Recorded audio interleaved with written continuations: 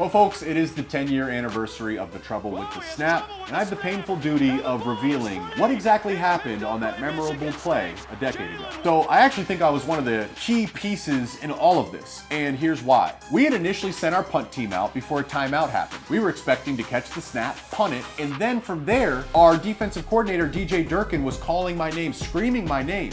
Why? Because I was in on our Hail Mary prevent defense. So of course, that just tells you the mindset. Like, of course nothing's gonna happen. We're gonna catch it and punt it. Then I'm gonna go in and bat the Hail Mary down, and we're gonna ride off into the sunset. At this point, the Paul Bunyan Trophy was in the Michigan locker room. That's where we were at. So we come out of the timeout. We're in a shield punt formation. I am in the shield. And Michigan State, I later find out, installed a specific punt block on the sideline. They took their punt returner and moved him up to the line of scrimmage. They took their left gunner, from my point of view, and put him on the line of scrimmage. So there's 9 jerseys right at the line of scrimmage.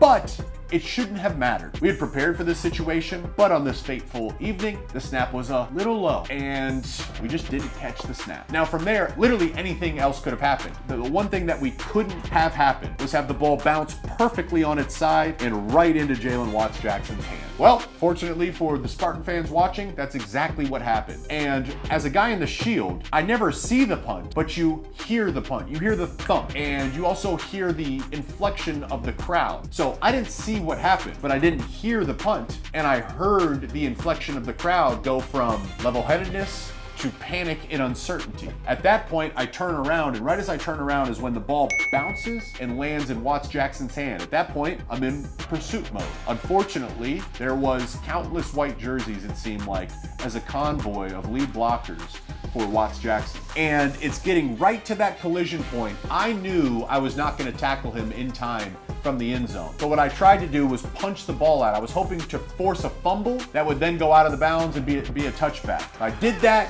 The ball jarred loose just a little bit, but not enough. I ended up tackling him in the end zone. I laid there for what felt like an eternity. It was probably 2 or 3 seconds with my eyes closed. Genuinely, for the next 30 to 45 minutes, I say it was like almost like an out-of-body psychedelic experience. I really thought I was in a dream. Eventually, we picked ourselves up and we walked back in the locker room, and still there's just this general feeling of, there's no way. Did that really happen? And, thankfully we have a great leader and had a great leader in Jim Harbaugh as a head coach. I mean, what do you say at that moment? But he gets in there, gathers himself for a little bit, and said, what we were all thinking, that was a brutal loss, an unbelievable loss, but we have no choice but to put steel in our spines. He said, what really sucks is we have a bye week, so we're gonna have to sit with this for a while. But when we come out of that bye, someone has to pay. The only mouthwash and the only antidote to a painful loss is to win the next game.